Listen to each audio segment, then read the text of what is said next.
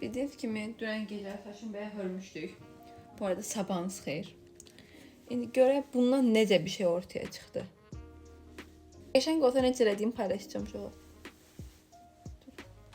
Üstü necə bağlamışam, mən də açmağı bilmirəm, durun.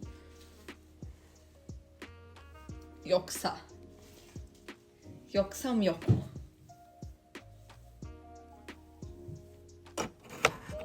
Yani. Ne düşünüyorsunuz? Ne opsiyon?